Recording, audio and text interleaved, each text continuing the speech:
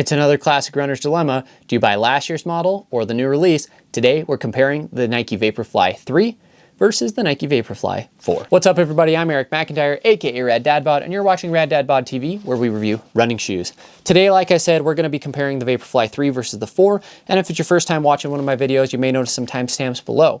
Feel free to jump around to the various parts of this comparison, but if you do so, I would sure appreciate if you come back and watch the full video when you get a sec, as I put a lot of time and effort into these reviews and comparisons. And if you've been a viewer for a while, but you haven't yet hit that subscribe button, please consider doing so today and turning on notifications so you get notified every time I drop a new video, which is typically Monday through Friday. Now, to start us off, some quick disclaimers and disclosures. Nike sent me the Vaporfly 4 for free for the purpose of review. That being said, I'm not being paid. I don't receive talk tracks, talking points. I'm not obligated to include them in any specific video or content.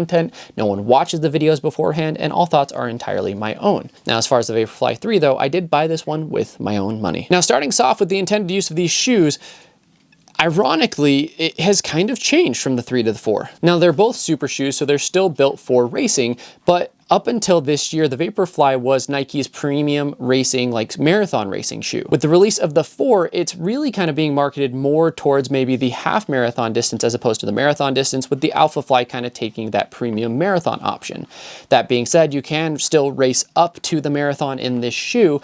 It's just maybe not like marathon specific as much as it was previously. Now, one nuance there though is that many people raced down in super shoes for the last few years. So for me, for example, I really like the Vaporfly 3 for like the 5K and track work. And I'm sure that I'm going to enjoy the Vaporfly 4 as well for those kind of specific use cases. So that's kind of how we're going to be talking about the shoes, just as super shoes in general. Now, from a price standpoint, both of the shoes came in at $260, at least upon release. Obviously, the Vaporfly 3 is going to be on sale right now, which is probably why you're watching this video. From a specs perspective, the Vaporfly 3 came in at 6.5 ounces, which is 184 grams, and the Vaporfly 4 is actually a good amount lighter at 5.9 ounces and 167 grams. Moving to the stack height, the Vaporfly 3 came in at 38 in the heel and 30 in the forefoot for an 8mm heel to toe drop. The Vaporfly 4 comes in at 36 in the heel and 30 in the forefoot for a 6mm heel to toe drop. So again, that might be kind of one of the signs that Nike is trying to shave weight and save weight for the shoe and kind of some of that stack, because it's no longer marathon specialized.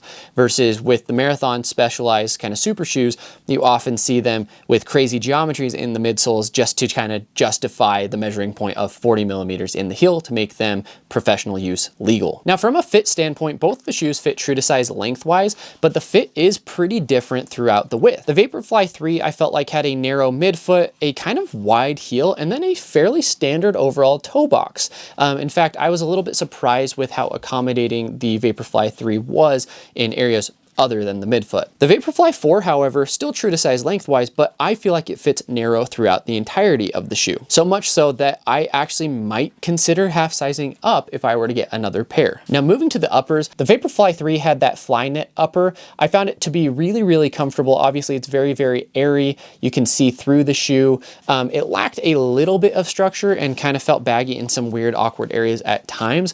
But for the most part, like, I didn't have any issues slipping around in the shoe, even though it felt like I probably should. The Vaporfly 4 has an updated upper, which is that racing engineered mesh, and it is still very, very breathable. Maybe not quite as breathable as the 3, but breathable enough that you're not going to have any issues. But then it fits very, very snug throughout the foot, and you have phenomenal lockdown from heel to toe, to the point where in the toe box, it's very, very noticeable to me that it is significantly narrower than last year's model, because my toes feel a little bit squished in the Vaporfly 4.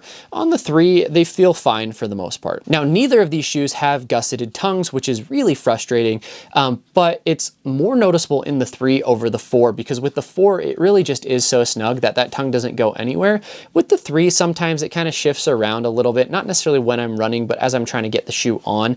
It's sometimes a pain to get the tongue in the right place, but for the most part, it still works. But lockdown overall, the Vaporfly 4 is definitely kind of edging out the Vaporfly 3 in that situation. From a cushioning standpoint in the uppers, neither of them really have any cushioning other than kind of that one cushion strip there in the heel, which has become very common in the Vaporfly line. Now, the midsoles are basically the same overall construction, just with different overall geometries. So you have a Zoom X, which is a PEBA based foam, and then you have a carbon fiber plate that runs through the middle, which Nike calls a fly plate. Now, despite both being Zoom X or PEBA based, I feel like the overall sensation underfoot is a little bit different, and I don't know if that's more due to geometry or if there is truly a difference in how firm the shoes are.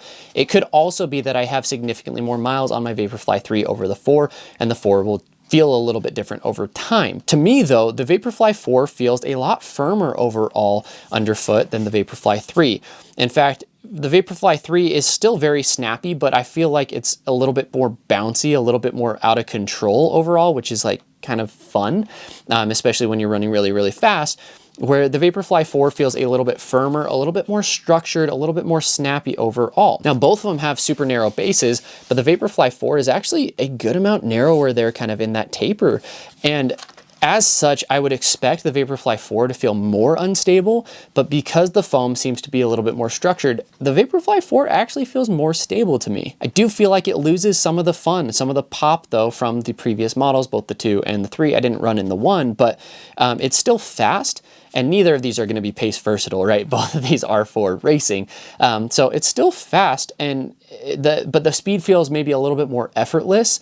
I ran in it actually 2 days ago, and I was kind of surprised at how fast I was running versus the Vaporfly 3. Like, you feel fast, like it's noticeably fast when you're running in the shoe because the way it kind of bounces off the ground. So again, both fast, both great for racing. I think maybe a little bit more springy over here, a little bit more snappy over here, a little bit more stable over here, a little bit more crazy over here, which again was a little bit of a surprise to me overall. Now moving to the outsoles, you have a blown rubber on the Vaporfly 4, and it's too early to tell honestly how that's going to hold up as far as kind of if that's going to be slick. But honestly, for blown rubbers, a lot of the times I've had issues with that compound, and so I'm a little bit skeptical on how the Vaporfly 4 is going to handle a little bit slicker terrain. Versus the Vaporfly 3, I don't think the grip's like the best grip out there in the world, but that thin rubber does seem to grip a little bit better, at least just in my mind. Now, where I had major concerns with the outsole of the Vaporfly 3 is right there in the heel. As you can see, that exposed foam is just getting absolutely torn up despite having some rubber coverage kind of next to it. Meanwhile, the rubber coverage was expanded a little bit in the 4 and only a couple of runs in, so you can't see kind of major wear and tear, but that's something I will be monitoring for the full review once I have my full review miles on the Vaporfly 4, if that at least that outsole durability is going to be a little bit better. My hunch is that it will, because you just again have a little bit more coverage there relative to the exposed foam, but for the most part, I still feel like there's a lot of extra exposed foam on the Vaporfly 4. Now, as far as my pick, I think this might surprise some people, but for me, I personally would stay with the Vaporfly 3.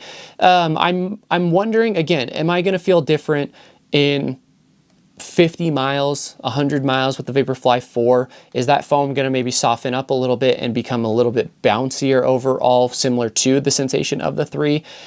Maybe, it might, right? I just really enjoy kind of the bouncy, kind of chaotic almost feel of the Vaporfly 3 underfoot. I actually did my last 5K time trial and got a adult PR at least in the shoe. And it's one that I would look at again if I were going to time trial that distance, because I really do like how nimble it feels.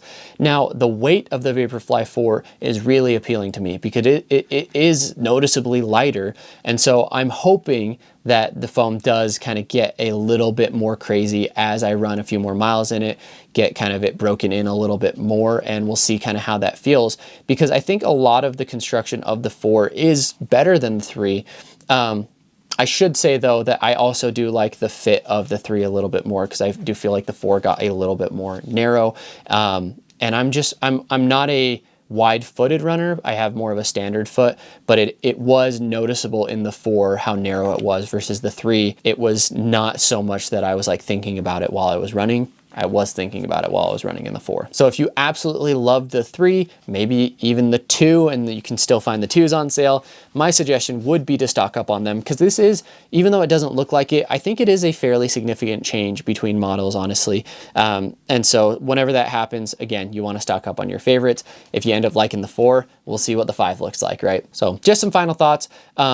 I said this in my comparison between the Vaporfly 4 and the Zoomfly 6, but I'm just genuinely curious what Nike's going to do with their racing lines going forward, right? Not just from like an update standpoint, but Are they fully leaning into kind of the Vaporfly is now more of a 10K half marathon shoe up to the marathon, and then the alphafly is kind of your pure marathon shoe? Or is the Vaporfly really more of a marathon shoe, just a maybe lighter and sleeker overall option?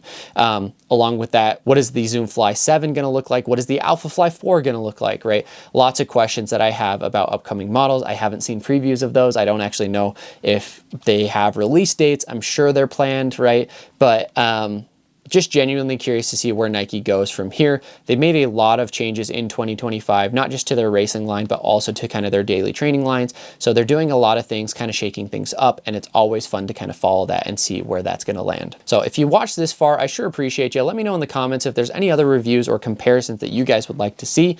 And if you haven't already, I would sure appreciate if you also hit that subscribe button and turn on those notifications. Lastly, we'll round out with a question as always, which is, what has been your favorite iteration of the Nike Vaporfly so far? Let me know in the comments below. Thanks everybody.